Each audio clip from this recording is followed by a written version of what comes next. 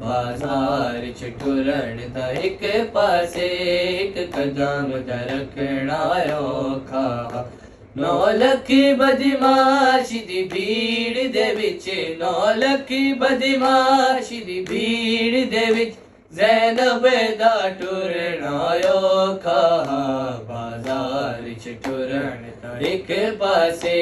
ਇੱਕ ਕਦਮ ਰੱਖਣਾ ਔਖਾ जे कदम हटे दी हई बीबी वल कलमा खंडित लिख दे जे कदम हटे दी हई बीबी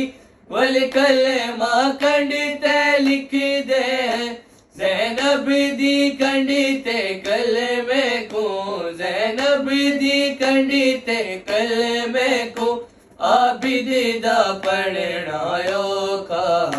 बाजार च टुरण एक पासे एक कदम रखना औखा।